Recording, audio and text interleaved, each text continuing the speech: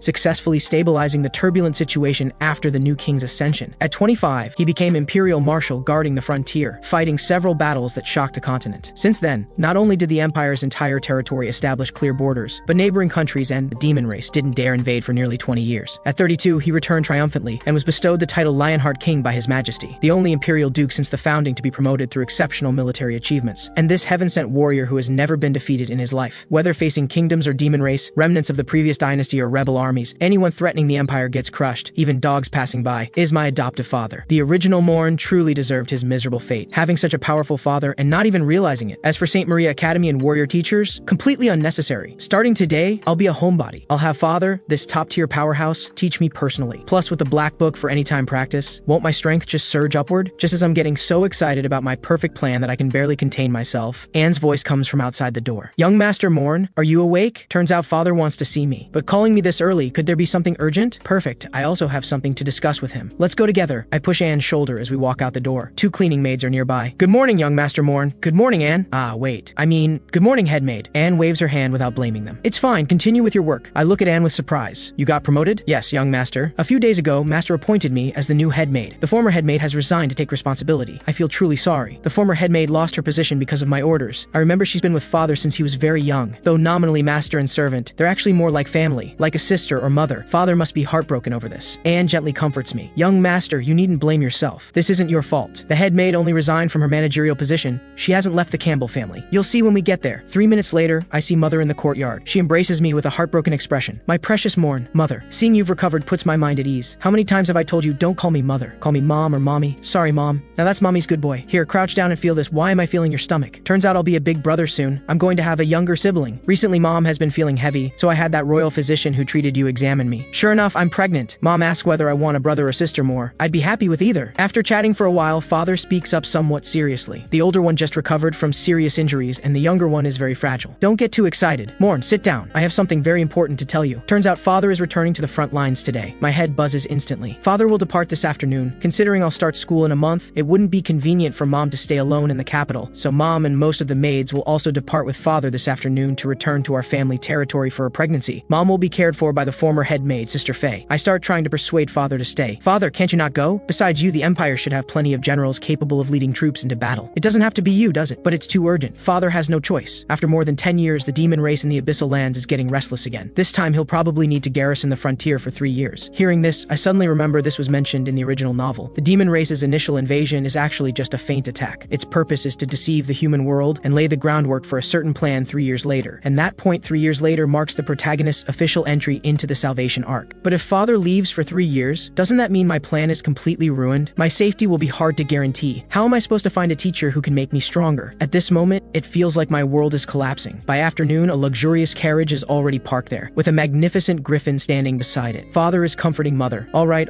You've always been such a crybaby. Too much crying isn't good for little Campbell in your belly. If it weren't for this little one, I wouldn't want to return to the territory. Just thinking that I have to wait until the academy's vacation to see little Morn makes me sad. The maid Anne stands not far behind, watching. At this moment, father has a lot to say to me as well. The assassin incident proved that you don't lack courage in your bones when you risked your life to save Her Highness the Princess. You're truly Campbell blood. As a man of the Campbell family, protecting our home and country is our sacred duty, and even more so as one of the Empire's 4 great ducal families. It's our responsibility. Do you see this medal on my chest? This is the Campbell family crest. The blade represents His Majesty the King's sword. That evil dragon below represents all enemies of the Empire. I am the Empire's sharpest blade. A man of the Campbell family will one day step onto his own battlefield. Perhaps you'll inherit this from me, or perhaps you'll find another path of your own. Son, I also want to tell you, do whatever you want to do. You already possess the character a grown man should have, along with the resources I've prepared for you that I didn't have when I was young. Father's words move me to the point where my eyes grow warm. Father suddenly places his hand on my shoulder. All right, what I just said was all ceremonial talk. Now we father and son should discuss something serious. Let me ask you, what do you think of Anne? Anne? She's great. Do you like her or not? If I have to choose between like and dislike, then definitely like. I've watched this girl grow up since she was little. She's smart and her family background is clean. Most importantly, her feelings for you aren't just ordinary master-servant affection. If you like her, you'd better act fast. I never expected father would actually try to set me up with Anne. It's because the Campbell family line is thin. The biggest reason is that my parents spend so little time together, and now father is heading to the front lines again. again. But I clearly still have a marriage arrangement with Celicia. Father tells me not to worry about it. That was the king's idea anyway. His intention was to make our family his backing, to balance the power distribution behind the crown prince. Even if the princess does marry into our family, we can make her the primary wife. To put it simply, 3 years from now, I want to hold my grandson. But no buts. This is the family head's order. After the carriage departs, Father's griffin flaps its wings, following behind the carriage, and suddenly asks me, "Young master, when you and the master were talking just now, it seemed like you mentioned my name. Is there something you need me to do?" I scratch my head and think for a moment. Actually, it's not like I can't tell you. Father wants to set us up to get married. He even wants us to have children to expand the Campbell family line and all that. But that's just the old man's joke. You don't need to take it seriously. I gently place my hand on Anne's shoulder. You're the most excellent and perfect maid in our household. You'll definitely meet a very excellent man in the future, not a loser like me. Being a maid is just your current position. In the future, we'll each have our own lives. If you have someone you like, please be sure to tell me. I'll take charge and let you leave, and I'll even prepare a luxurious dowry for you. After all, someone leaving the Campbell family can't be looked down upon by her husband's family. Bravely pursue your own happiness. The entire Campbell family and I will be your strongest support. After saying this, I feel incredibly cool. Those 10+ years of reading novels weren't wasted. With such an open-minded young master like me, Anne must be moved to tears right now. But she looks utterly incredulous. Young master would actually let me leave the Campbell family? You really are different from before. It seems like it started from that day. If that's the case, I can't wait any longer. Tonight it is. Young Master Morn, please don't blame me. On the other side, in the Ducal Manor's library, I've unknowingly stayed here until late at night, because right now the primary goal is still to get stronger. With father gone, I can only self-study for now. He truly is a Grand Duke who built his fortune from military manufacturing. There are quite a few books about weapons. As for school, I won't be going for now to avoid too much risk from contact with the protagonist group. But tomorrow I need to have Anne quickly help me process a leave of absence. The current plan is to lie low at home and develop my strength. Then I close the book in my hands. I just casually looked through 2 books earlier. I barely read the content. I just wanted to confirm the black book's ability. When I open the black book and flip through it, sure enough, it's just as I expected. Books I've seen can also be recorded by the black book, and just looking at the title is enough. This function is too amazing. I hug the black book and can't help but want to kiss it. All those angry words I said before about you being useless, don't take them to heart. I absolutely love you, baby. Just then, Anne walks in carrying a late night snack. Young master, you're still reading? You must be hungry. I'm okay. You've really worked hard. Father took away so many people at once. Only you and Noel and the other 4 are left to manage such a large ducal manor, and you still have to take care of me. Young master, this is what I should do. As she speaks, Anne picks up a bottle of Earl Locke's treasured red wine that was sent this morning. Supposedly, his winery only produces 100 bottles a year. On the market, they've been hyped up to the astronomical price of 200,000 a mere per bottle. Would young master like to try some? As soon as I hear it's alcohol, I refuse. Because I still want to read later, and I don't want to fall asleep while reading. How about some coffee to refresh myself instead? Anne realizes her plan isn't going very smoothly, so she takes the initiative to pour a full cup of black tea. I apologize, young master. For certain reasons, tonight's beverages are only red wine and black tea. Is that so? Wait, why does this sound so familiar? Anne explains to me, due to a certain maid's negligence, the bag storing the coffee beans was bitten through by mice, and quite a bit was stolen and eaten. New coffee beans can only be purchased tomorrow morning. I don't think young master would want to drink coffee that mice have gnawed on. I nod. Fine then. Black tea can refresh me anyway. Without any guard up, I drink the black tea. But the next second, I regret it. Anne actually drugged the tea. She's supposed to be the most loyal person to me. As the cup falls to the ground, my consciousness begins to gradually blur. Anne, why are you betraying? Before I can finish speaking, I pass out. Anne gently holds me in her arms. Rest assured, young master, I will never betray you. Sleep peacefully. But gradually, Anne can no longer suppress what's in her heart. How heartbroken I am right now. I love you so much, yet how could you say such things? You've changed, so I can only purify you with my love. Accept my love, young Master Morn. We will be together until the end of the world. I suddenly wake from a nightmare, gasping for air like a fish accidentally left on shore by the waves. My wrists and ankles are already tightly locked by cold shackles. I never expected that the person from the prophetic dream was actually Anne. Young master, you're finally awake. It seems that black market merchant didn't lie to me. This drug really does work well. I yank at the shackles and angrily question her. Anne, what exactly are you trying to do? What am I doing? Don't you know yet, young master? Anne suddenly kneels before me. When young master was 8 years old, I already became your personal maid. From that moment on, I existed for you. I belong only to you, and young master can only belong to me. Everything I'm doing now is to pull you back onto the right track. What right track? I don't understand what you're saying at all. How about you let me go first? We can talk this through properly. Anne extends a finger, signaling me to be quiet. It's all too late. Young master doesn't need to do anything now. Just leave it all to me. From now on, young master, from head to toe, from body to soul, every strand of hair, every drop of blood, every trace of scent will belong only to me. Anne's dignified face flushes with color, like a shy girl confessing to her beloved. It doesn't end until noon the next day. I never imagined my 30 years as a great wizard would end in this manner. Even less could I have guessed that the mastermind who secretly manipulated things behind the scenes, guiding the original into becoming scum,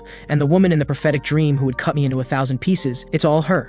Anne, you don't need to force yourself. Why don't you unlock the shackles? I think we can have a good talk. But Anne suddenly raises her hand to interrupt me. No, compared to these 10 long years of waiting, this is nothing at all. All these years I've been protecting you, doting on you, guiding you, making you arrogant, conceited, and ignorant, turning you into a spoiled wastrel minstrel that everyone fears and despises. Young master, aside from me, no one dares truly approach you. Without me, you can't do anything. Also that young master would belong only to me. For these 10 years, I've been doing this every moment, all for today. No matter what you say, I will never let you go. What? My brain buzzes, completely shaken by this bombshell revelation. Who could have imagined that the most beautiful, most gentle, most trusted maid in the household is actually a super ultimate yandere? And according to the Black Book's prophecy, I will definitely die at Anne's hands in the end. I barely managed to avoid the exile plotline. How can I just die so easily? I must find a way to escape from here. But the sound of struggling against the shackles wakes Anne up. Young master, what are you trying to do? Anne, you're awake. My hand just went numb. I wanted to move it around a bit. Anne lets out a soft, oh, so it's already noon. Then there's no helping it, although I'm very reluctant to leave young master. The affairs of the ducal manor still need to be handled. I'll excuse myself for now, otherwise the others will become suspicious. Oh right, since young master already belongs completely to me, perhaps I should just clean out everyone in the ducal manor. As soon as she finishes speaking, my face fills with terror. You absolutely cannot do that. Anne turns her head and looks at me with confusion. Young master is so nervous. Could it be that besides me, young master has taken a liking to another maid in the manor? Could it be that girl Noel? Of course not. Don't make wild guesses. I'm really worried Anne might do something extreme, but she suddenly giggles. I was just making a little joke with young master. You don't need to be nervous, as long as you obediently behave. I won't harm anyone in the ducal manor. So I plead with Anne to unlock my shackles first. You say you like me, but do you really want to keep me shackled in this position for a lifetime? She readily agrees and snaps her fingers. The shackles on my wrists and ankles all unlock. At the same time, she advises me not to try any funny ideas, because this room is a sealed space she built with adamantine, and the door lock was specially crafted by a master craftsman. Back then, to build this secret room right under father's nose, she spent quite a bit of time and effort, and my sudden disappearance won't arouse suspicion from people in the manor. Anne has already told them that I found staying alone in the manor too boring, so I went to the academy early. The maids aren't surprised by this at all. Then Anne places my palm on her cheek. Rest assured, young master, I'll deliver your 3 meals a day on time. Except for young master belonging completely to me, everything will be the same as before. I'm still your most trusted personal maid. These words catch me completely off guard. You've recovered your energy so quickly, truly worthy of being my most beloved young master. Unfortunately, I must go now. While I'm away, please obediently stay here and rest well, young master. After I finish handling things, I'll come play with you again. Anne, wait! At least give me back my clothes. With a bang of the door closing, Anne leaves the dungeon. I can't help but breathe a sigh of relief. Am I really going to spend the rest of my life here as her possession? But if I keep being punished like this, even if the prophetic death doesn't happen, I estimate I won't be far from death anyway. Of course, the most important thing is freedom. If a person has no freedom, how boring would life be? In any case, the most urgent matter now is to escape from here. The iron barred door seems to be the only exit, but even using all my strength, I have no way to open the door. I wanted to try forcing it open by ramming it, but that one collision hurts me half to death. It really is just as Anne said, made of adamantine. Even behind the walls and rocks, it's all pure steel. I originally thought that with Black Book as my ultimate cheat, I could try to defy fate. Now I'm really done for. But unexpectedly, Black Book suddenly appears out of thin air. Buddy, I didn't even call you. Don't mess with me at a time like this. That method of manipulating metal isn't something conventional magic can achieve. She's clearly a divine chosen on the same level as Celicia. Entering the training space to get stronger now is too late. But after thinking it over, I still decide to just practice casually. Going inside to relax my mind and getting killed a few times is better than staying in this oppressive space. But I suddenly flip to the book I read last night. I immediately perk up because I see the formula for victory. Seeing that I've been relatively obedient these past 2 days, Anne agrees to grant me one small request, to decide what to eat for lunch and dinner each day. I sigh. Well, having something is better than nothing. Has young master decided what to eat? I don't answer immediately, but keep her in suspense. Autumn is almost here. At this time in previous years, I'd already be boating on Bipor Lake, admiring the beautiful scenery of falling autumn leaves while drinking red wine from Earl Locke's estate, and tasting the delicious autumn fish just caught. Anne picks up from my words that I want to eat fish from Bipor Lake. Bipor Lake is so far away. If I have someone send the fish over, I'm afraid it won't be fresh. Seeing her somewhat troubled expression, I begin my Oscar-worthy performance. Last year on the lake, how high-spirited I was, and now I can only be locked in this tiny cell, quietly awaiting death's arrival. How sad, how pitiful. If I can't even eat fish from Bipor Lake, what meaning does such a life have? I might as well just die and be done with it. Young master. Anne feels somewhat heartbroken, wanting to speak but hesitating. Finally, she sighs. I understand. I'll get the fish, even if it costs everything. I'll make sure young master eats fresh fish from Bipor Lake. I immediately stop wailing and blow Anne a sweet kiss. Then do your best. I'll wait at home for you to return. Anne is both surprised and delighted, her cheeks instantly flushing red. Before I can react, she suddenly embraces me, expressing her deep love. 2.5 minutes later, she turns and leaves. Before leaving, she says with concern, Bipor Lake is far away. I'll be back before noon tomorrow. Please be patient, young master. After leaving the dungeon, Anne thinks to herself that she almost couldn't hold back just now. Young master is truly the cutest in the world. I must quickly catch the fish so that when I return, I'll have more time to properly dote on him. At this moment, I finally breathe a long sigh of relief. She's finally been fooled into leaving. Fortunately, I found an opportunity to break this situation. Then I call out my Black Book baby. Besides that assassin, you can create other simulated spaces, right? It nods affirmatively. So I have it create a training space with 1,000 locks based on the book I read before. I want to max out that divine skill before Anne returns, even if I'm being served by a beautiful girl every day, I still have a heart that yearns for freedom. On the other side, at the border of Vapor Lake, the sky is filled with wind, rain, lightning, and thunder. A scruffy, unshaven man rambles on at Anne. "Miss, I told you, you can't approach here. Vapor Lake is very dangerous right now." Anne furrows her brows and asks what happened. But the man is somewhat impatient and reaches out to shoo Anne away. "This isn't something you should know about. Leave quickly." A trace of killing intent flashes in Anne's eyes. Her 5 fingers suddenly exert force, and the man's hand is instantly pierced by sharp spikes. His face contorts in pain as he lets out a miserable scream. "I hate being touched by anyone other than young master. This is just a small warning. If you dare obstruct me again, I'll tear you to pieces and throw you in the lake to feed the fish. Now, can you answer what happened here?" The man looks terrified. "You crazy woman. If you want to die, I won't stop you. The Lake Lord of Vapor Lake has awakened. The Adventurers Guild identified it as an Overlord-class magical beast. They've now sent a B-rank adventurer squad to subjugate it, which is why Vapor Lake has been sealed off. So it's an Overlord-class magical beast. No wonder the weather here is abnormal." After explaining the reason, the man again urges Anne to leave. "You're the one who wounded me. Leave 300 Amir for medical expenses and I won't hold it against you. But if you disturb the adventurer squad, you'll definitely regret it." Anne ignores him and instead throws a bag of Amir on the ground, then walks toward the lake. The man's eyes are filled with bewilderment, knowing there's danger ahead yet still going. "What could possibly make you so determined? For what?" He doesn't expect to get an answer, but Anne suddenly turns back with a blissfully gentle smile. "Because of love, of course." On the other side, the adventurer Aluca is spacing out. She's thinking that after completing this mission, she'll confess to her crush. However, her thoughts are quickly interrupted by her teammate's voice. "Aluca, what are you daydreaming about? Hurry and heal us! The magic barrier can't hold much longer." She hurriedly raises her hand to heal her teammates, chanting magical incantations. Rod and Tia nervously watch the lake water. After eating so many magic attacks, this thing is finally willing to show itself. A massive splash erupts from the lake surface. A gigantic black fish leaps out from the lake bottom,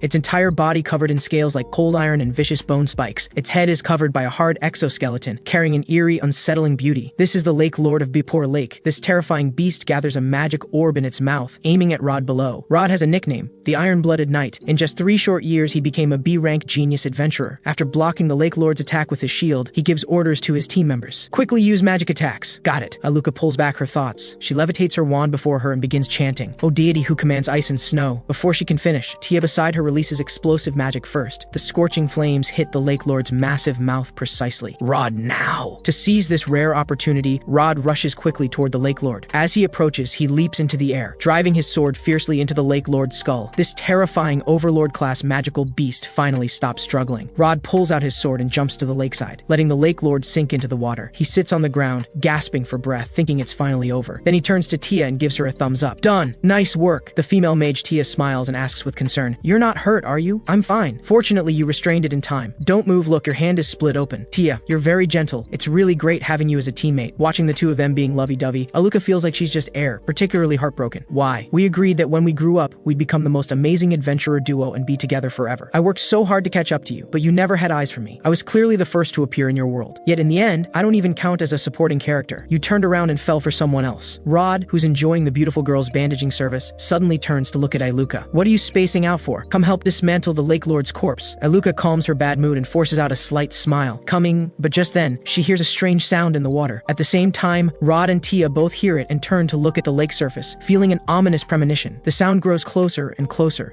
Then the lake water rises up in waves over 10 meters high. A pitch-black figure engulfs everyone. Their faces are filled with disbelief. A massive shark leaps out from the water, its blood-red eyes showing its fury. It turns out this is the true Lake Lord of Vapor Lake. As a third-tier mage, Tia immediately launches an attack, but this time, the explosive magic she casts cannot penetrate the Lake Lord's defense. It's like tickling. The Lake Lord suddenly shows a human-like mocking expression. The red tentacle on its head begins gathering a terrifying energy. The next second, crimson lightning strikes toward Rod and the others, accompanied by a thunderous roar. Aluca tightly embraces Rod, who's been blasted away, but Rod orders her to leave quickly, because this is no longer something they can handle. Looking at Tia, who's been knocked unconscious ahead, Rod wants nothing more than to rush over and protect her. Even if the final outcome is death, he wants to be with her. Watching Rod run toward Tia, Aluca's heart feels like it's been stabbed, and everything happening here is being observed by Anne not far away. So this is the Overlord-class magical beast, the Lake Lord of Vapor Lake. As she speaks, she raises her hand and uses magic to conjure a massive, menacing scythe. Her eyes are full of disdain. If Overlord-class magical beasts only have this level of strength, then obtaining dragon treasures for young master won't take much time either. The Lake Lord's horn gathers red lightning. While Rod has already embraced the unconscious Tia in his arms, under the gradually approaching footsteps of death, his actions seem so laughable. At this critical moment, Anne timely casts magic to rescue them. A terrifying energy slams into the Lake Lord. After hearing the commotion, Rod suddenly opens his eyes. The scene before him is utterly incredible. The Lake Lord is actually blocked by a metal barrier. No matter how it rams against it, it cannot break through. Aluca's face is also full of disbelief. The Lake Lord's attack was blocked. After learning she's unharmed and instructs, "Next, I'll kill that magical beast. Protect yourself." Aluca nods dazedly. "Okay." Then Anne raises her hand and casts magic. Countless weapons appear behind her, moving like serpents. Aluca is shocked. What kind of magic is this? Even iron has turned into liquid. These weapons form sharp spikes and strike toward the Lake Lord, causing it to let out agonizing roars. Anne carries the massive scythe, stepping on stairs of steel, walking toward the Lake Lord, step by step. "You've been screeching nonstop. You've scared away all the fish I was bringing for young master. Atone for this sin with your life." Anne raises the scythe high, like death itself descending. With one strike, she ends the Lake Lord's life. Its corpse falls into the water with a thunderous splash. Some small fish in the lake are sent flying. Rod never imagined an Overlord-class magical beast could be killed so instantly. Aluca immediately runs to find her two teammates. Fortunately, Rod is fine. He takes out a bottle of healing potion to treat the severely injured Tia, while asking Aluca to make a trip for him. That lady killed an Overlord-class magical beast with one strike, plus that incredible magic. If she could join our squad, our strength would definitely increase greatly. We wouldn't face desperate situations like today anymore. Please go sound her out. At this moment, Anne stands on the shore, troubled. She holds a different type of fish in each hand. "I remember last year the boatman handled everything from catching the fish to serving it. I have no idea which type of fish young master wants to eat." Anne sighs softly. "I actually made such a basic mistake. As young master's personal maid, I'm truly derelict in my duties." Just then, Aluca's voice interrupts her thoughts. "Excuse me, miss. The two you're holding are both inedible fish. The crimson one has tough meat and a strong fishy smell. The colorful one is highly poisonous. Those two in front of you on the left are fine. They're very famous fish from Bapor Lake. You know a lot about fish? It turns out Aluca's village is right across the lake. Every autumn, I come with my family to catch these. Many noble lords love the fish from the lake, so they always sell for a good price." So Anne asks her about cooking methods for these fish. After about 10 minutes of conversation, Anne takes out a small notebook she carries and records the methods for charcoal grilling and steaming. "Then thanks, Aluca." Aluca scratches her cheek. "No need to thank me. Compared to you saving us from the Lake Lord, this is nothing. By the way, Miss Anne, are you doing all this because you have someone you like?" "Yes. My beloved wants to eat fish from here, so that's why I came." Aluca is somewhat envious. Being able to offer your devotion to your beloved, your lover must be very happy. Anne recalls the events of these past few days. Then she stands and picks up a bucket of fish. "He's very happy. He'll completely understand my deep love." Just as Anne is about to leave, Aluca suddenly asks nervously, "Miss Anne, please wait. I have a question about love. Could I confide in a mature senior like you?" Anne believes there are no fixed answers to relationship problems in this world. However, as thanks for teaching her cooking, she'll try to help Aluca based on her own experience. Aluca says she has a good friend who has liked a boy for a very, very long time, but she doesn't know if the person she likes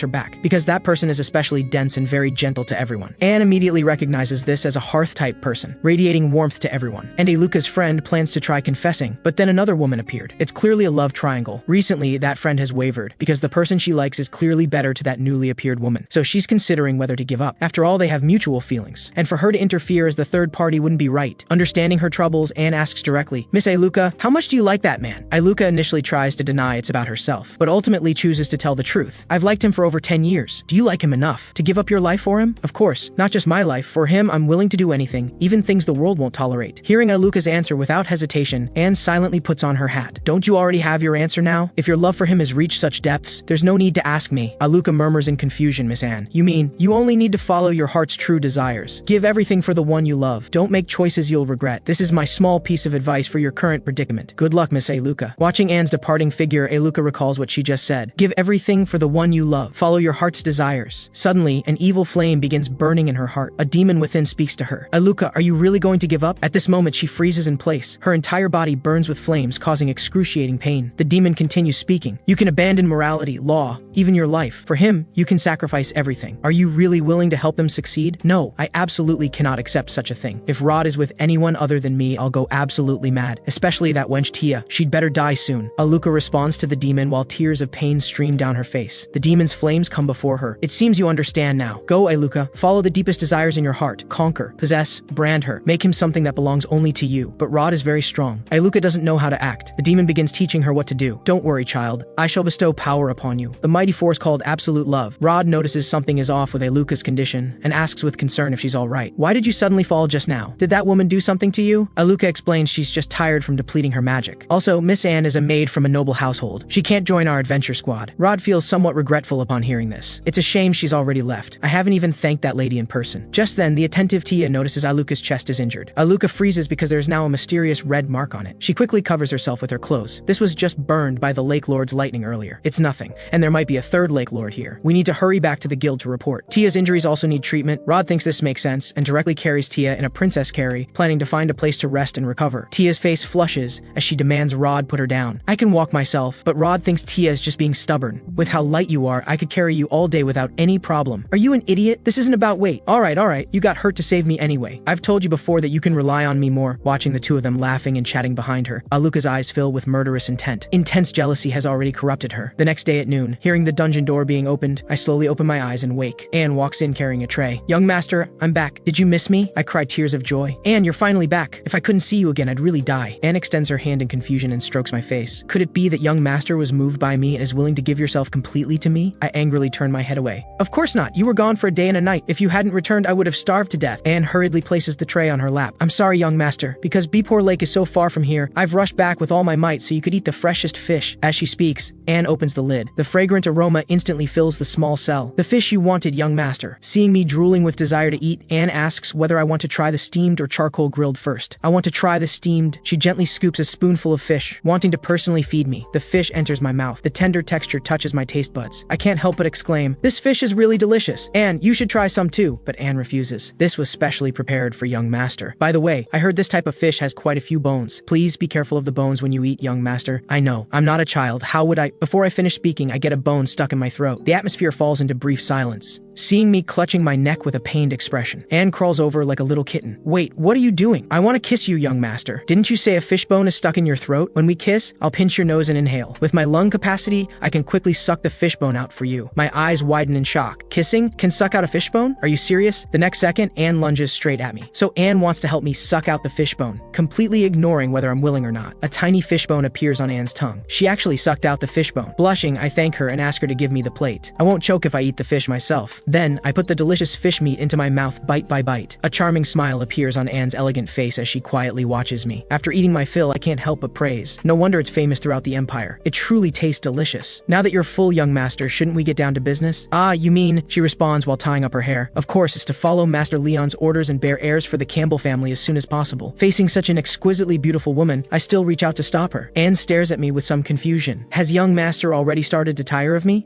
No, it's not that. Then what is it? With a serious expression, I say, you must be exhausted from traveling so far to catch fish. Why don't you rest for a while? We can talk about it after you've recovered. Anne looks somewhat stunned, but her cheeks visibly turn crimson. Young master actually cares about me this much. I'm so touched. Then I'll listen to you this time. Before leaving, Anne says there's one more thing she needs to report to me. It turns out that on her way back, she passed through Sevatisa's city. It's an upscale town famous for its textile techniques, specializing in custom clothing for royalty and nobility. Anne suddenly leans close to my ear. I bought an outfit you really like, young master. Black silk material, one piece, glossy, with a small accessory included. They say it's the most popular style in underground dance halls lately. Don't talk nonsense. Who told you I like this? I'm a respectable gentleman. But Anne directly tells me the truth. It turns out that over these years of personally attending to me, she found quite a collection of romantic novels in the cabinet in my room. The most common type featured black stockings, and she wears them every day. She still has many in her wardrobe. She did all this because of me. I always thought it was Anne's personal preference, so I give up struggling and give Anne a thumbs up. You win. I absolutely love this. She bursts out laughing. Watching your honesty is especially adorable, young master. Is that so? Anne shows a blissful expression. Then I'll go handle the domestic affairs I've neglected these past few days. I'll come back when I'm done. You go ahead. I'm going to sleep for a bit. She leaves with light steps. The narrow, dim cell returns to silence. As expected, women in love lose some intelligence. Isn't this the perfect opportunity? I take out the fishbone hidden under my tongue. This is also my key to freedom. According to the Black Book, the current time is 3 p.m. Based on the pattern over the past week, Anne will probably finish her maid duties at 6. 3 hours is enough for me to escape. I come to the iron gate and take a few deep breaths to calm myself. I carefully insert the fishbone into the keyhole with my left hand. At the same time, I activate my skill, master-level fishbone lockpicking. The next second, my consciousness travels through the Black Book into the internal space of the lock. Above me is actually a 12-pin lock. The overwhelming pressure snaps me back to reality. 12 pins. This is ridiculous. According to lockpicking principles, after inserting the fishbone, I need to push all the pins to their correct positions to successfully unlock it. If even one position is wrong and doesn't align with the slot, all the previous pins will reset. Fishbones are fragile. The force of the pins snapping back could easily break it. If I fail, the key will be ruined. Currently, I only have 4 fishbones suitable for lockpicking, but these aren't even the hardest problems. The most desperate part is that if I really fail to pick the lock, Anne will definitely discover the broken fishbone in the lock when she returns. From then on, this trick won't work anymore, which means I only have one chance to escape this cage. But the result isn't going smoothly. The fishbone breaks again. I was only 3 pins away from success. This is so frustrating. An hour and a half of effort wasted. To the craftsman who made this lock, I curse your entire family. I quickly summon the Black Book. The book shows it's now 5:30 p.m. There's 1 hour left before Anne Anne brings dinner. I only have one last usable fishbone left. Fortunately, I've completely figured out the first 10 pins. This is my last hope. I immediately activate fishbone lockpicking. Meanwhile, Anne and Noel are preparing food in the kitchen. Noel ladles a bowl of delicious fish soup and drinks it with glug-glug sounds. She can't help but exclaim, "No wonder it's fish from Bapor Lake. I've never had such delicious fish soup in my life." Thanks to Noel's help this time, dinner preparation is an hour earlier than usual, and the soup tastes even better. Noel smiles sheepishly, saying she only helped out. It's all because Anne's seasoning is so good. Unexpectedly, Noel's next words put Anne on high alert. "I've noticed Anne has been learning new dishes whenever she has free time lately. There are only a few of us maids in the mansion now. You always take some food away after cooking. Plus, we've been eating fish these past few days." Noel's little head suddenly realizes something. "I know! Anne, you must be secretly keeping a kitten in the mansion, right?" Anne remains silent. Noel continues to speculate. "Young Master Morn doesn't like furry animals, so our mansion has never kept cats or dogs. Keeping pets without permission also violates the mansion's rules. Anne can't tell everyone because of her position as head maid. Am I right?" Anne didn't expect this girl to be so imaginative, so she asked Noel to keep this secret for her. Noel readily agrees because she also loves fluffy little animals. She used to keep many at her grandmother's house in the countryside. However, she wants to go with Anne to see the kitten. Anne politely declines, reasoning that the kitten is currently afraid of strangers. She'll take Noel to see it in a few days. Anne arrives at the basement stairs and breathes a sigh of relief. Fortunately, Noel didn't think too much about it. Otherwise, she'd have to quietly dispose of her. However, Noel did give Anne a reminder. She thinks that staying in an enclosed space for a long time must be boring for me. Currently, her body hasn't felt anything unusual. Even if she conceives now, giving birth to a baby would be 10 months away. Besides books, it's necessary to provide young Master with a small animal to relieve his usual loneliness. A kitten would be a good choice. I just don't know what color young Master prefers. A beautiful golden one like young Master, or a little black cat like me? Why not just ask young Master's opinion? When she arrives at the iron gate, she discovers the lock has been opened. Her pleasant mood is instantly shattered. The food she brought falls to the ground. At this moment, I've already escaped, but I didn't expect the cell to be built in an underground waterway. Anne is truly remarkable. I follow the direction of the wind blowing toward the exit, but the light here is even dimmer than in the cell. There's too much debris piled around. I almost trip. It's nearly impossible to move forward. Since I'm far from the cell now, I recall from the original owner's memories that he knows illumination spell. I give it a try, and a golden light orb immediately appears in my hand. It looks quite useful. I should be able to get out soon. Just as I'm feeling pleased with myself, a knife whooshes through the air and stabs into the wooden board in front of me, scaring me into complete horror. I've already run so far. Anne couldn't have caught up this quickly, could she? But the truth is exactly that. The bit of light in the darkness just exposed my location. "Found you, young Master." Anne's eyes are ice cold, as if she's about to devour me the next second. Seeing that she's about to drag me back, I break out in cold sweat all over. Without thinking much, I take off running forward frantically. I finally escaped that cage with great difficulty. Don't underestimate me. At the critical moment, I activate Shadow Step. My body transforms into an ethereal shadow and disappears from the spot. Anne simply waves her hand lightly and gives a low shout. The metal around her body condenses in response, transforming into countless sharp ice blades that whistle through the air. But they only destroy all the obstacles around me. Ultimately, she won't kill me. Anne's gaze suddenly becomes sharp. An abandoned wooden cabinet blocks the way ahead. She lifts her slender leg and kicks out fiercely. The wooden cabinet instantly shatters into pieces. The exit is ahead, but my figure has already vanished. Anne's willow-like eyebrows furrow tightly. "He can run this fast? Is this magic he learned at St. Maria Academy? Young Master, just how much have you been hiding from me? I thought I had prepared thorough containment, but you still managed to escape." At this moment, I'm holding my breath, hiding in an abandoned cabinet, nervously observing Anne's movements through the gaps. She slowly paces into my view, her tone carrying a hint of cold approval. "I have to say, I underestimated you. But young Master, you cannot escape from my grasp." She changes her tone, with a tempting implication. "How about this? Come out on your own and return to my side voluntarily. I won't pursue this matter further. Otherwise..." Before she finishes speaking, Anne suddenly punches the cabinet door beside her. With a thunderous crash, the door instantly shatters. Too bad, wrong guess. Next one. Inside the cabinet, I tremble with fear. Would that punch's power have killed me? My heart suddenly starts backing down. Maybe I should just go back with her. Being locked up doesn't seem so bad. At least I won't worry about food and drink, and I'll have a beautiful girl serving me. Although I'll lose my freedom, at least I'll still be alive. Anne focuses her senses, but doesn't seem to detect any abnormal air currents. She judges that I'm probably not here and immediately turns to continue searching ahead. After about 10 agonizing minutes, there's complete silence outside. It seems Anne has gone far away. I nearly scared myself into a heart attack. For that moment, I really thought I was going to die. Anne should have chased outside by now. Now is the best chance to leave. I suppress my palpitations and prepare to push open the cabinet door. Not far away, Anne walks to another wooden cabinet. She raises her hand and points. The cabinet explodes on command, fragments flying everywhere. However, it's still empty inside. It seems I was mistaken. Young Master has indeed run far away, she says in a low voice, her tone carrying a hint of barely perceptible urgency. Unfortunately, I must find young Master quickly, or it'll be troublesome if Noel and the others discover this. At this moment, enormous fear and tension finally cause my mental collapse. My vision goes black, and I faint. Outside, large raindrops begin to fall. I don't know how much time passes. The black book suddenly appears and smacks me on the head. The sharp pain jolts me awake. I didn't expect Anne to circle back. Good thing I fainted, or I would have been scared to death. According to the black book, half an hour has passed. I can't tell whether Anne is still searching outside outside or waiting for me at the exit. But either way, staying in this dangerous corner is no different from waiting for death. I can only gamble. I push Shadow Step to the extreme, unleashing the fastest speed of my life at this moment. Finally, I rush to the opening and push away the wooden sticks with all my might. Looking at the continuous rain curtain outside, an indescribable excitement surges in my heart. I'm out. I succeeded. This is the taste of freedom. The next second, I quickly cover my mouth. That was close. I almost couldn't hold back from shouting. Now isn't the time to celebrate. Anne might be lingering nearby. I must leave the range of the Duke's mansion and the royal capital. Get as far away as possible. Recalling Anne's cold, angry appearance, I become even more determined. I finally escaped that deadly fate. If I get caught, the Black Book's prophecy will really come true. After 2 days and nights of frantic running, I finally leave the royal capital's suffocating sphere of influence. I lie comfortably on the Belran plains. The morning sunlight is warm. A breeze carrying the scent of grass brushes past, allowing my long, tense nerves to relax slightly. Intense drowsiness immediately sweeps over me like a tide. I suddenly open my eyes wide. Now is not the time to let my guard down.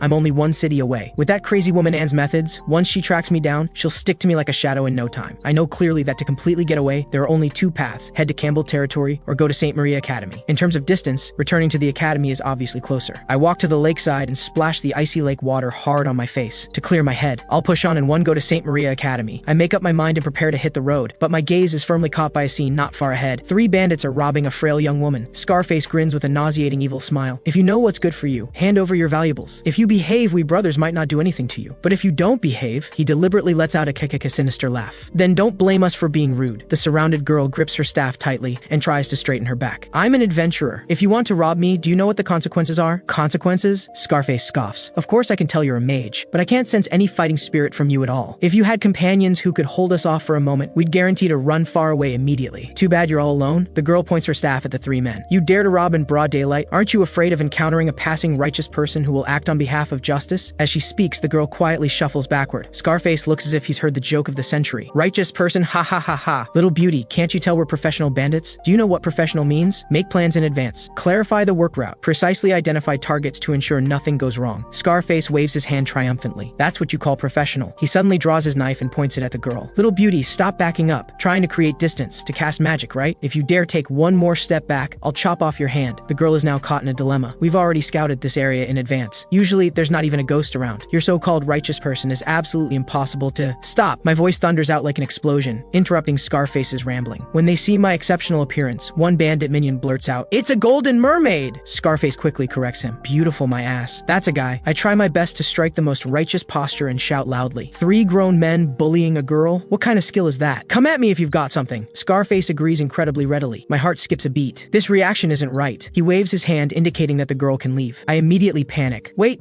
3 brothers? Look, I only have this pitiful cloth on me. How about you give me your contact information? Once I get home, I'll immediately send each of you 2,000 Amir. But Scarface puts away his knife. Who said I wanted to rob you? Golden-haired, blue-eyed little beauties are rare. If you were a woman, I'd actually have less interest. But you just happen to be... A chilling gleam ignites in his eyes. Brothers, change of plans. Today we're robbing beauty instead. All my body hair stands on end. What the hell kind of world is this? How does this world also have perverted creeps? Don't come near me! Scarface grins menacingly. Be good and come back to be my stronghold husband. The girl who's been ignored by the bandits begins her magic incantation, fire spirits wandering in the air. I command you in my master's name, explosive magic. A massive fireball appears out of thin air, carrying an aura of destruction as it crashes toward the 3 men. The blazing flames instantly burn them to ashes. While I'm still in shock, the girl has already walked over lightly. Those 3 idiots have been dealt with. You can come up now, Mr. Mermaid. Thank you for drawing all their attention, which gave me the chance to complete this spell. Not at all. Not at all. I awkwardly scratch my wet golden hair. Your magic is more impressive. You took them out in one move. The girl's beautiful eyes scan me up and down, her gaze carrying curiosity and a hint of amusement. Speaking of which, this is wilderness. Outdoor exposure? You city folks sure know how to have fun. It's not what you think. At the same time, to ease the awkwardness, I quickly change the subject. I extend my hand and force out a friendly smile. My name is Morn. Currently, I'm an unemployed wanderer. Nice to meet you. The girl also extends her hand and shakes mine lightly. My name is Aluca, former adventurer. Now as a newlywed wife, I'm learning how to become a virtuous wife and loving mother. So you're already married. I'm somewhat surprised, my gaze unconsciously glancing at the sparkling diamond ring on her ring finger. She shyly covers her face. We just got married last night. Without thinking much, I immediately offer sincere congratulations. Aluca accepts them happily. Just then, my stomach growls with gurgling sounds. sounds. Embarrassed, I want to dig a hole right here and crawl into it. Learning that I haven't eaten in 2 days, Aluca suggests, "If you don't mind, come with me. Consider it repayment for your heroic act of drawing away the bandits just now." I just bought some fresh ingredients and was preparing to go back and cook for my husband. Her gaze falls on me again with a somewhat helpless smile. "Mr. Morn, if this isn't a voluntary artistic activity, it's easy to get sick like this. My husband has some old clothes you should be able to wear." After hearing this, my eyes practically light up. I feel like I've met my savior. Really? Miss Aluca will not only cook for me but also give me clothes? We walk side by side along the path. The relief of surviving danger puts me in a great mood. I sincerely exclaim, "Miss Aluca, you're simply a goddess of truth, goodness, and beauty walking the earth." Too exaggerated. She waves her hand, though her face shows the pleasure of being praised. I'm just an ordinary married woman. She tells me her husband Rod is also an adventurer. However, because they just got married, they're temporarily not taking commission quests. So today, she went to the Adventurers Guild to handle this matter. She didn't expect to encounter bandits. Aluca turns her head and asks me how fish sounds for tonight. I'm so happy I could take off on the spot. Wonderful. I love eating fish. But just as I'm feeling cheerful, a sinister, terrifying voice suddenly sounds in my ear. "I love you." It scares me so much my hair stands on end. I quickly turn my head to look around, but there's not a single person in sight. When I ask Aluca, she hasn't heard any voice. I think to myself that I'm probably so hungry I'm having hallucinations. Before long, we arrive at a small fishing village. We stop in front of a large villa. It looks truly imposing. I thought it was Miss Aluca's house, but she says it's the village chief's home. She's just staying there temporarily. Looking at the deserted village, I can't help but ask curiously, "Miss Aluca, why is this village so quiet? I haven't seen a single person along the way, and every household's door is wide open. Aren't they afraid of attracting thieves?" Aluca explains, "They're all at Bapor Lake, 5 miles from here, because our village's land isn't suitable for farming. The villagers rely entirely on catching fish from the lake and selling them to nobles to earn their year's living expenses. My husband and I are the only adventurers in the village. Rod is responsible for protecting the villagers' safety and transporting the caught fish to the city to sell. He only comes back every few days. I stay in the village alone. I see. I thought I'd entered an abandoned village. You two really work hard." Suddenly, that lingering voice comes again, but looking around, there's still no one. I just feel the voice getting closer and closer. Am I really so hungry I'm hallucinating? After entering the room, Aluca brings old clothes and water, telling me to rest here for a bit. The meal will be ready soon. After she enters the kitchen, I carefully dip my finger into the water cup. Nothing strange floating in it. My finger has no adverse reaction either. Confirming it's not drugged, this is just an ordinary cup of boiled water. Although what Aluca said is logically airtight and sounds reliable, I still feel something's not quite right. Before long, the delicious fish is ready. I eat my fill, patting my round belly with a contented expression. I say, "Miss Aluca's cooking is truly excellent. It's in no way inferior to my family's maid. I guarantee you'll definitely be a wonderful wife in the future." Aluca smiles. "You flatter me. It's just simple food. But Mr. Morn, you just mentioned a maid. It seems your status is quite extraordinary." Since she asks, I don't plan to hide it. "You know the Campbell family, one of the Empire's 4 great families, right? My name is Morn Campbell. My father is Duke Leon Campbell. I've encountered some trouble now and am being hunted. I hope to use your adventurer status to help me rent a horse or carriage at the Adventurers Guild, and also help me send a letter to Campbell territory. By the way, could I stay here for a few days?" Aluca bursts out laughing. "Is that all? I thought you were going to ask to borrow 300 Amir to fight your way back to the royal capital and seize a title. I indicate that everything I said is true. After it's done, I'll give you 20,000 Amir as a reward for your help." Aluca nods. "Actually, I wanted you to stay the night anyway. It's not safe outside the village at night with all the wild beasts. Come on, let me show you to your room." I didn't expect her to agree so readily. It's just because 20,000 Amir is no small sum. It's equivalent to her taking 30 commissions. There's really no reason to refuse. Aluca leads me to a guest room. The toilet is next to the well we passed earlier. Don't wander around at night, and don't open room doors randomly. She emphasizes this point, pointing toward the end of the corridor, especially that last door. Absolutely not. I look puzzled. Why? It turns out there's game meat hanging inside drying. Winter is coming soon, so she needs to prepare some dried meat in advance. If the door is open now, the bloody smell will fill the entire house. She explains, "Don't enter the other rooms either. This isn't my house. If I mess up the village chief's things, he'll scold me when he returns." I quickly promise I'll stay put. Aluca tells me to rest well. If there's nothing else, she'll leave first. I'm counting on you for everything. Good night, Miss Aluca. See you tomorrow. Aluca turns and leaves. The gentle smile on her face instantly vanishes. See you tomorrow? Too bad you'll never see tomorrow. Today is your last day as a young master. Aluca gently pushes open a door. The final sacrifice to Lord Eros. I choose you. Meanwhile, the maid Anne finally catches up to the village entrance. She crouches down and picks up a piece of white cloth dropped on the ground. She brings it close to her nose and sniffs deeply. It's indeed young master's scent. He actually escaped this far. But no matter how far he runs, it's all in vain. A smile of certainty curves her lips, her eyes gleaming with obsessive light. Dear young master, you cannot escape from my grasp. The journey has been truly exhausting. Shortly after lying down, I fall into a deep sleep. In the middle of the night, I'm awakened by the urge to urinate. I groggily get up, wanting to find the toilet. But just as I leave the room, a dog's bark comes from ahead. I'm somewhat surprised that Aluca actually keeps a dog. After looking around, I don't see even a dog's shadow. Just as I'm puzzled, a voice suddenly sounds behind me. Mr. Morn. I jump in fright. Aluca has somehow silently appeared behind me. Seeing my startled appearance, she chuckles. Still awake this late? Is something the matter? I turn around awkwardly, preparing to go to the toilet. By the way, way, I think I heard a dog bark just now. Do you keep a dog, Miss Aluca? A sweet smile appears on her face. Yes, I have a dog. He's the cutest, most handsome treasure in the whole world, usually very well behaved. He's probably barking because he's hungry. I breathe a sigh of relief. So it wasn't auditory hallucination. Thinking about how I've always wanted to keep a big golden retriever, I try to request, Aluca, can I see your dog? Sorry, I'm afraid not. Aluca's refusal is very decisive. My dog is very shy around strangers, so he always hides in the room and doesn't come out. Seeing this, I have to give up. What a shame. I'll go to the toilet first. The toilet is next to the well. Don't go to the wrong place, Aluca reminds me thoughtfully. Watching my departing back, Aluca's eyes are full of killing intent. 2.5 minutes later, I finish relieving myself. However, I'm nearly nauseated by the toilet's foul smell. It looks like it hasn't been cleaned in a long time. Just as I catch my breath, that eerie woof woof sound rings out again. This time, the source of the sound is clearer. A strong sense of dissonance drives me to quietly feel my way to a room following the barking. There's a gap in the window. I can't help but lean close to peek. What breed has Aluca actually kept? Inside, there's a man lying on the ground with a collar and dog leash around his neck. He's eating food from Aluca's palm like a dog. Good boy, don't bark anymore once you're full. Aluca's voice is so gentle it's chilling. That noble young master is still useful. Be patient for just a little longer. I'll let you out to play tomorrow. Watching this scene, I'm completely numb. Fear makes me instinctively retreat. But with a crack, I accidentally step on a dead branch on the ground. Who's there? Aluca's alert, sharp voice immediately rings out. She calls out tentatively, "Is that you, Mr. Morn?" Hearing no response, she pushes open the window forcefully to check. There's no one outside. She's somewhat puzzled. Did I hear wrong? No, Lord Eros still needs some time to awaken. I need to go confirm that guy to be safe. She mutters as she leaves the room, not knowing I'm clinging to the wall, having narrowly avoided this disaster. Only after hearing her footsteps fade away do I dare jump down onto the grass. My heart pounds wildly. I didn't expect that Aluca, who seems so gentle and kind, is actually keeping her husband like a pet dog in a room. No wonder she wouldn't let me see. What kind of obsessive person, attracting constitution do I have? I finally escape from the maid Anne, only to run into another one. And who is this Lord Eros she just mentioned? I've heard that strange voice several times since entering the village. I was originally planning to ask her for help. Now it seems I can't stay in this fishing village for even another second. Time to get out of here. Meanwhile, Aluca has already walked to my guest room. She calls out, but there's no answer. When she enters to look, the curtains are fluttering in the lake breeze, and the bed is empty. Her smile instantly freezes. She uses magic to conjure a blood-red dagger. She spins sharply, and the cabinet beside her shatters in response. Damn it. When did this guy figure it out? Just as she's burning with rage, the room door is suddenly knocked on. Aluca thinks I've come back. A sweet smile instantly appears on her face. Why did you take so long? Her words come to an abrupt halt. Seeing clearly who's standing outside the door, Aluca's eyes widen like saucers. Master, how did you get here? Anne politely greets her. Long time no see, Aluca. Aluca is delighted by her master's sudden visit. After entering the room, she diligently serves hot tea. Master, your maid outfit is really cute, thank you. Anne explains she was in a hurry when leaving, so she didn't have time to change clothes. Then her tone shifts with a scrutinizing gaze. Why have you been calling me master since I entered? I don't recall teaching you anything. Aluca shows a blissful smile. Have you forgotten so quickly, master? Thanks to your guidance back then, I truly accepted myself and had the courage to confess to Rod. As she speaks, Aluca wants Anne to meet her husband. Anne originally wants to refuse, but since she can't find young master for the time being, and there's no harm in absorbing other people's experiences, she agrees. Aluca asks Anne to wait in the room for a moment. Taking advantage of this time, Anne keenly sniffs the air inside the house. The air carries the familiar scent of young Master Morn. Young Master has definitely been here. However, there's also a lingering bloody smell in the air. Just as Anne feels confused, Aluca returns. But the scene before her eyes surprises Anne greatly. Aluca is leading a man with a collar around his neck. As if unveiling some grand ceremony, she says, Master, this is my most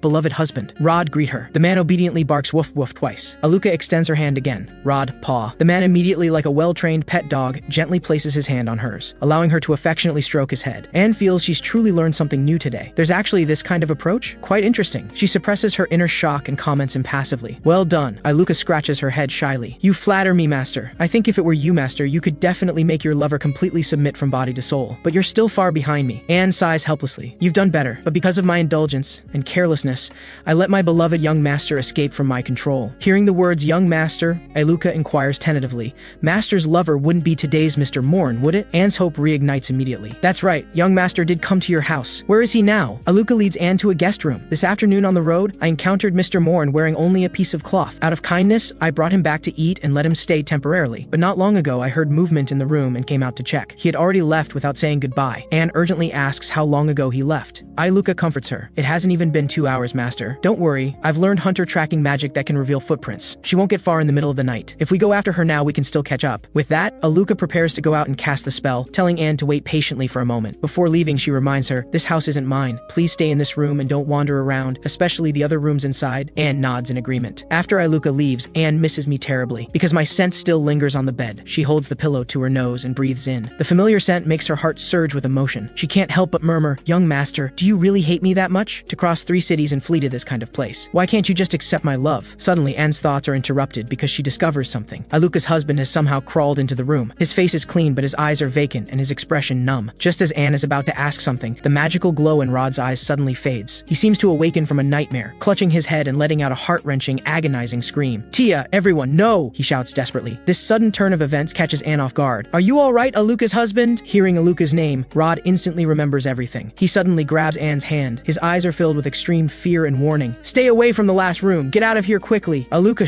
Rod wants to continue, but suddenly returns to that vacant-eyed state from before. Anne keenly senses something is wrong. Rod mentioned both Aluca and the last door. There must be some unspeakable secret hidden here. Anne hesitates no longer. She comes to the corridor and discovers a tightly closed door at the end. She tries to open it but finds it locked. She raises her hand and activates magic, easily unlocking the door. The moment she pushes it open a crack, an overwhelmingly nauseating smell of blood hits her face. The scene inside makes Anne's pupils shrink sharply. In the dim room, a completely naked young girl is cruelly nailed to a crucifix. A massive, vicious wound runs through her body. Even more chilling is that the ground is piled high with layers upon layers of villagers' corpses. Even Anne, who has been through many storms, feels disturbed by this hellish scene. She never imagined Aluca had gone insane to this extent. Just as she's about to flee this demon's lair at all costs, a sweet yet cold voice drifts from the corridor behind her. Oh my, has Master discovered it? Anne spins around sharply to see Aluca holding a dagger, slowly approaching her. But it doesn't matter. Master and I are the same kind of person. You'll definitely understand me, right? Aluca's smile is bone-chilling. I love you, Master. She turns alertly to see Aluca approaching step by step with a dagger. Anne's heart sinks. She's been corrupted by an evil god. Aluca first covers her face and laughs coldly. Then it evolves into an unrestrained maniacal laugh. A trace of displeasure even appears on her face. How can Master slander Lord Eros like this? That's blasphemy. Lord Eros is so good to me. To fulfill my wish of loving everyone, he generously granted me power. Anne can't help but press further. What's the price for obtaining this kind of power? Aluca sneers. Lord Eros has no demands. He only helped me see my true nature more clearly. Master, you and I are the same kind of person. Now the love offered to Lord Eros is just one person short. You'll accept my love, right? She smiles as she points the cold dagger at Anne. Anne sighs helplessly. It seems there's no saving you. With that, she lifts her foot and walks toward Aluca. A blissful smile appears on Aluca's face. Master, you're so good. I knew you would understand me. Don't worry, Master. I'll cut very gently. Her words stop abruptly. The dagger conjured by Anne's magic flashes with a cold gleam. It precisely slashes across Aluca's throat. Aluca's eyes are filled with confusion and bewilderment. Why? Master, are you unwilling to accept my love? I'm sorry, Aluca. Anne's voice carries pain. I can't let you hurt more people. Aluca tilts her head and asks in confusion. Who did I hurt? I was only giving them my love. What's wrong with loving them? Shut up. Anne suddenly roars, losing control. This isn't love at all. Then what is it? Aluca's gaze begins to fade. This clearly is love. Taking complete possession of the one you love. This is what you taught me, Master. Anne wants to refute but can't find the words. Is love really possession? This was once a belief she held without doubt. But now, facing the dying Aluca, she doesn't even have the courage to repeat those words. In the end, she only leaves an apology and resolutely turns to leave. Walking out of the villa, regret surges like a tide. The evil god's temptation, that twisted love willing to kill the one you love. I'm the one who ruined her. Anne looks back at the villa entrance. This happened because of me. After I find young Master, I must come back and properly bury her. However, the next second, an eerie voice drifts from inside the villa. I love you, Master. Aluca has actually made herself the final sacrifice, allowing Eros to fully revive. At this moment, her body is reconstructing. Anne's expression tightens as she immediately conjures two daggers to prepare for battle. Meanwhile, I'm still desperately fleeing toward the academy, after running for a long time without seeing Aluca pursuing. Just as I'm about to breathe a sigh of relief, a tremendous boom suddenly erupts behind me. It's as if something has flown over. The surrounding trees shatter in response. Dust fills the air. I thought it was a meteor shower falling from the sky, but then I hear a familiar coughing sound. When I follow the sound, I see the severely injured Anne leaning weakly against a broken tree. She wipes the blood from the corner of her mouth. Young Master, I finally found you. I've been searching for so long. I rush forward with a grave expression. How did you get hurt this badly? What happened? Were you fighting someone? Can you stand up now? Thank you for your concern, young Master. Now is not the time for explanations. Anne's gaze is fixed intently on the distance. I'll hold her off. Young Master, run quickly. I turn back in confusion, my heart nearly stopping. The monster called Eros has already approached. Her figure is towering, twisted, and hideous. Countless arms and legs writhe and extend from her body. A bizarre voice mixed with countless echoes resounds through the forest. Come accept my love. Let us be together forever. The monster recognizes me at a glance. Oh, it's Morn. I love you too. As she speaks, she launches an attack at me. I recognize that the voice seems to be Aluca's. Young Master, dodge! Anne's anxious cry rings out. She forcefully pulls me aside, barely dodging this lethal strike. But she herself is wounded in the leg by the aftershock. The intense pain prevents her from running. She can only force herself to stop. I feel my back scraped raw and painful against the ground. I look at Anne nervously. I help her up. How's your foot? Anne endures the pain and tries to stay calm. I'm fine. As she speaks, she positions herself in front of me and urges, Young Master, go quickly. I'll hold her off. I press her, then what about you? Anne conceals the exhaustion in her eyes and forces a smile. I'm a divine chosen. Once I deal with her, I'll come find you. And then I'll drag the disobedient young master back. At this moment, the monster approaches again. Master and mourn. Come accept my pure love together. A terrifying energy beam gathers in her abdomen. Anne immediately casts magic. A metal wall instantly rises in defense. But at this moment, determination flashes in my eyes. Shadow step, full power 200%. Under Anne's surprised gaze, I scoop her up at the waist at an incredible speed, my figure flickering like a phantom, narrowly dodging that destructive beam. Anne says in disbelief, "Young master, why?" I look down at her, my tone carrying a helpless tenderness. "Silly girl, you can't even lie. If you really had confidence in taking her down, you would have acted already. Would you have told me to leave first? No matter how excessive you usually are with me, you're still my personal maid. How could I just watch you go to your death? When it comes to running away, no one is more professional than me." With that, I activate Shadow Step again. My figure continuously shifts, dodging the monster's attacks, gradually creating distance from her. At a relatively safe spot by the lake, I stop to catch my breath. Anne's heart pounds intensely in my arms because of my actions. "Young master," I try to reassure her. "Don't worry. Once we're here, we'll be safe soon." Before I finish speaking, a strange sound suddenly comes from behind. The monster has caught up again. More deformed limbs rain down like a storm. "Accept my love. I love you." I quickly remind Anne to hold me tight and not let go. Anne instantly understands my intention. "Wait, young master, you want to—" "No time to explain." At the critical moment when the limbs are about to touch, I leap into the icy lake water while holding Anne. My judgment is correct. The monster's body has difficulty maintaining cohesion in water. The limbs dissolve upon contact with water. I hold my breath and look at Anne in my arms, but my heart suddenly sinks. She's actually drowning. It turns out she can't swim. Anne is usually so capable, yet she drops the ball at a time like this. I feel helpless. Without hesitation, I kiss Anne and pass my precious oxygen to her. The monster on shore stops its ineffective attacks. Energy reconverges, returning to Aluca's blurred humanoid outline, but still exuding an inhuman eeriness. She sniffs the air irritably and discovers the scent of blood has disappeared. "Why? My love is so pure. Why won't you accept my love?" Aluca roars shrilly. Violent energy destroys everything around into chaos. After venting, she suddenly calms down. Forget it. Anyway, the sacrifice to Lord Eros is just one person short. Although I'm reluctant, there's no other way. A sickly twisted smile appears on her face as she whispers toward the calm lake surface. "Dear master, wait for me and mourn. Once I become a true deity, I'll make you accept my love whether you want to or not." After jumping into the lake, we hide in a concealed lakeside cave. Anne covers her mouth, enduring the intense pain in her leg. I carefully bandage her wound. Although the bleeding has temporarily stopped, the Achilles tendon injury must be treated by a doctor back home. Anne looks at me, her eyes filled with confusion and unease. "Young master, I don't understand why you're still doing this for me. I did such terrible things to young master. I imprisoned you and kept you all to myself. You must really hate me, right? You should have just abandoned me and run." I don't answer directly but ask her instead. "So, do you realize now that you did wrong?" Anne nods frankly. "I was wrong. When I was catching fish for young master before, I had contact with Aluca. She later became an evil cultist. I bear undeniable responsibility. And those things I did to you. Young master, do you really not blame me? My behavior almost got you killed." Seeing Anne holding her regretful face in both hands, I grab her hands, my tone calm but serious. "What you did to me was indeed excessive, but love itself isn't wrong. What's wrong is the way of expressing love. I believe you can definitely correct it. Your original intention in doing those things was just to possess me, not to truly hurt me." I gently place her hands on my cheeks, letting her feel my presence. "Anne, pull yourself together. Look, I'm perfectly fine, aren't I? From now on, you need to get rid of your obsessive habits, understand?" Anne is deeply moved by my words. "Young master, as expected of me." Right now, I feel absolutely cool. Judging by Anne's expression, she's listening. Her extreme yandere tendencies seem like they might be straightened out. Suddenly, Anne takes the initiative and kisses me, leaving me momentarily stunned. She hugs me tightly, her voice choked with confession. "Young master is still as pure and warm as 10 years ago, sincere and gentle. Trying to taint you with my color was the most foolish thing I've ever done. Young master, I was wrong." A moment later, she releases me. Her gaze becomes incredibly resolute. "Young master, energy replenished. I've also recovered to my best state. For young master's sake, even if it's a deity, I'll kill without mercy." She picks up a dagger, looking full of spirit, but the very next second, she staggers from blood loss and weakness, nearly falling. I hold her, somewhat helpless. "Your body is very weak right now. Stop acting tough." Anne sighs. "I'm still too weak. If only I could be stronger." I have Anne rest in the cave first while I go to the entrance to scout. I discover there's no movement outside. Aluca hasn't pursued us. We're temporarily safe. I return to Anne's side, recalling her earlier words. "You said before that Aluca is an evil cultist," Anne explains. "To be precise, it's an evil god. Aluca's situation is similar to mine but fundamentally different. We divine chosen receive power as a blessing after gaining the attention of orthodox deities. But evil cultists make certain deals with evil gods,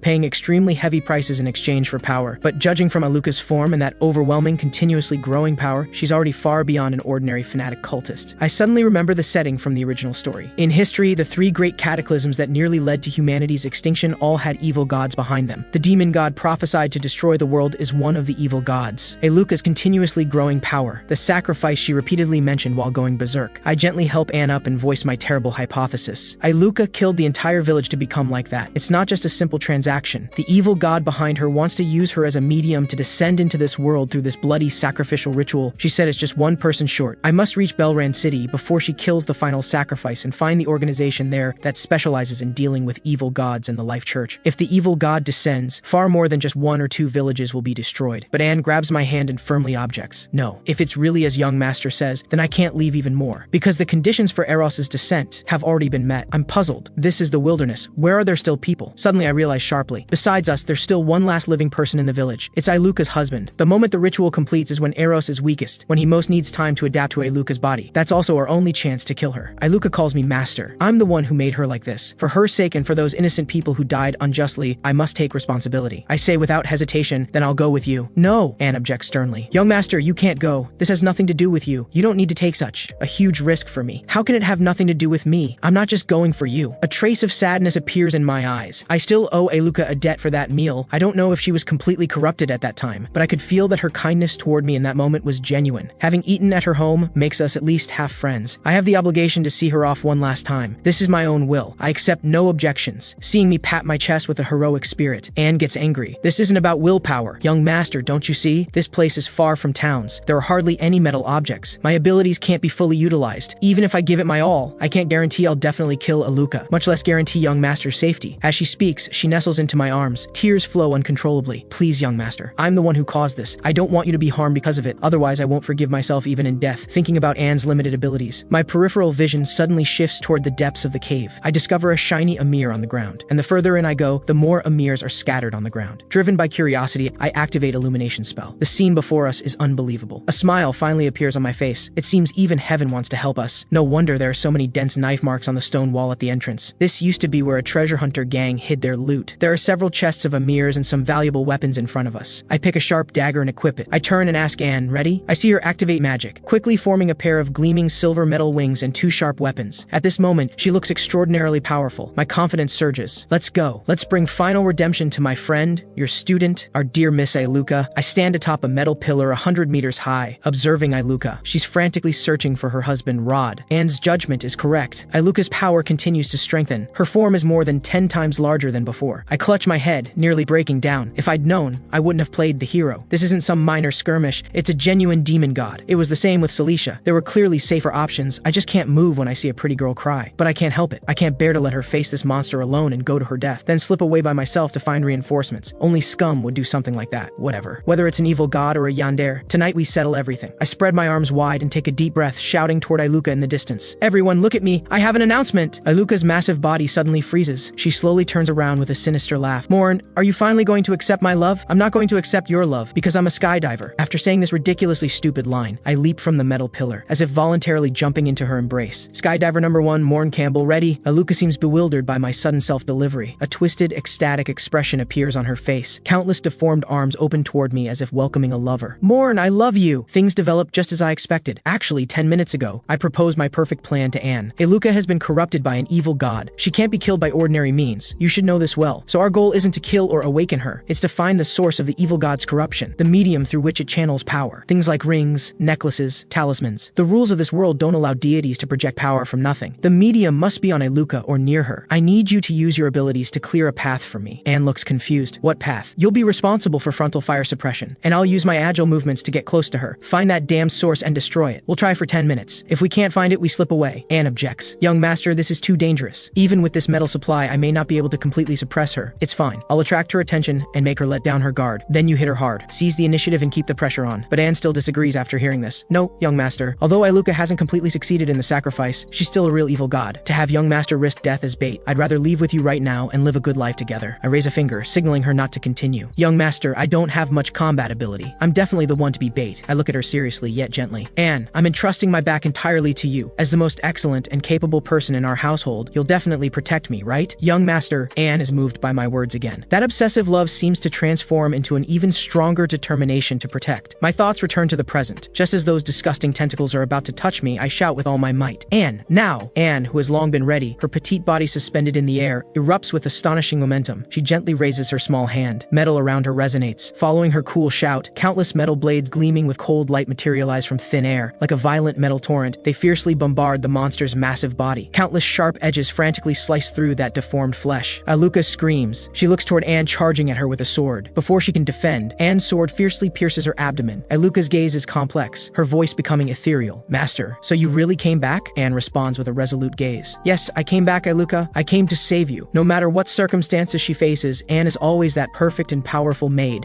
She firmly grips the sword hilt, cold fury burning in her eyes. You dared to harm my beloved young master. I'll kill you. However, this strike doesn't hurt her at all. That vicious wound heals completely within a few breaths. To buy me more time to find Eros's token, Anne once again uses metal to form a sharp spear. She fiercely shoots it toward Aluca's body. A massive explosion erupts at the scene. Aluca's voice carries mocking, twisted amusement. Attacking me with silver weapons? That's indeed an effective way to eliminate lower evil demons, but unfortunately, it's useless against me. Master, I'm a true deity. Aluca blocks this strike with both hands. Is that so? My voice rings out. My figure appears phantom-like above her head. Take this, super lightning whirlwind slash. I roar out my self-created technique name. I slash through her arm with a short blade. I originally thought the token would be hidden in such a place. Aluca turns her head and shows me a sinister, terrifying smile. New limbs grow madly from the wound. Seeing I'm in danger, Anne immediately activates iron manipulation. The familiar metal barrier materializes again. Aluca's lethal strike is forcibly blocked. Otherwise, I'd be dead on the spot. But that enormous impact shakes my blood and energy, and I fall heavily to the ground. Eros's power is truly terrifying. Before I can get up, Aluca raises her right hand and forms a massive blood sphere. Did you think I didn't see you, Morn? Actually, I've been waiting for you all along. Come accept my love. That destructive blood beam shoots straight at me. I have nowhere to hide. Young master, Anne desperately wants to rush over to protect me. Aluca simply waves her left hand casually. Don't get in the way. A giant blood-colored palm appears out of nowhere, smashing down at her like swatting a fly. She wants to eliminate both of us simultaneously. Accompanied by a thunderous boom, Anne narrowly dodges with her agile movements. Looking in my direction, there's not even a trace of me, only scorch marks from the explosion. Her voice carries panic and despair. Young master, no! I failed to protect you. Aluca also seems slightly surprised. That cheap trick again? Master, where did you hide him? Before she finishes speaking, Anne has already reached her with dagger in hand. You dared to harm my beloved young master. I'll tear you to pieces. Meanwhile, I'm leaning against a large tree in the distance. Suddenly, rustling sounds come from the nearby bushes. A hand rests on my shoulder. Don't move. Open your mouth first. Quickly drink this stamina potion. I glance at the man before me. It's actually Aluca's husband. After drinking the stamina potion, I instantly feel revived. Thanks, brother. I owe you one. I almost thought I was done for today. After we make brief introductions, Rod analyzes. Miss Anne and Aluca's battle is intensifying. Although she's strong, she can't hold out much longer. I ask urgently. You're Aluca's husband. Do you know how she became an Eros cultist? Rod's face is filled with pain and self-reproach. I don't know when she was seduced either, but all of this happened because of me. If only I'd noticed Aluca's feelings earlier. As her husband, I have a responsibility to stop all this and let her find release. Actually, Anne and I think the same. That's why we risk death to come back. We absolutely can't let her leave Belrand. Otherwise, everything is finished. So brother Rod, do you know where Eros's token is? Rod shakes his head. I haven't seen any items emitting evil auras. I press him about whether he's seen Eros's sacrifice targets. Rod recalls the scene after Aluca killed people. If I'm not mistaken, the token should be in the heart. There's a mark of Eros on it. At this moment, Aluca roars in fury. Why won't you accept my love? Why do you reject me? Countless attacks are blocked by Anne's silver wings, but she's clearly struggling more and more. Aluca lets out a twisted laugh. Since Morn and Rod are both gone, Master will be the final sacrifice. Just as she's about to launch a lethal strike at Anne, Rod's steady shout suddenly comes from below. Aluca, the sacrifice! I cooperate with Rod, acting as if I've been subdued. Aluca covers her mouth in delighted surprise. In contrast, Anne's face turns deathly pale in fright. Her eyes instantly moisten. Let go of young master. She wants to come save me. But Aluca swings a massive blood-colored fist, smashing toward her. In desperation, Anne uses magic. She forms a silver barrier from metal, but it's useless. It's shattered with one punch. Aluca's face turns cold. I've already reunited with my beloved Rod. I don't need you anymore, master. She walks toward us. I knew you loved me, Rod. Thank goodness you're here. The number of sacrifices is finally enough. She reaches out and gently caresses Rod's face. Once Lord Eros descends, everything will return to how it was. We'll be together forever, won't we? All right, you're still under mind control magic. Don't worry, I'll release you when this is over. Before she finishes speaking, Rod's deep voice interrupts her. You're right, Aluca. We will be together forever. This is my fault. If I had noticed your pain earlier, you wouldn't have become this irredeemable, but it's okay. I'll atone for this sin with you. With that, Rod plunges a sword he had prepared earlier straight into Aluca's heart. Actually, 10 minutes ago, Rod told me about this dangerous plan. I thought Aluca would definitely be on guard after being ambushed before, but Rod asked me to trust him, because when Aluca merges with blood and flesh, her vision and perception range are much smaller than when her complete form is exposed. Otherwise, she wouldn't need to expose half her body to fight. She risks injury to her main body just to precisely lock onto Anne. I have to admire Rod's observation and analysis skills. Truly worthy of being a B-rank adventurer. He immediately identified Aluca's weakness. He volunteered to be the bait, creating that one opportunity for me. I watched him pound his chest and swear on his family. If you die today, it will only be after I'm already dead. Seeing the resolve in his eyes, I knew there was no changing his mind. In the end, I could only bump fists with him hard. Don't say such unlucky things. We're both gonna survive this. My thoughts return to the present. Aluca never expected to be betrayed by the person she loves most. Why? Rod doesn't answer. He only shouts with all his strength, do it now.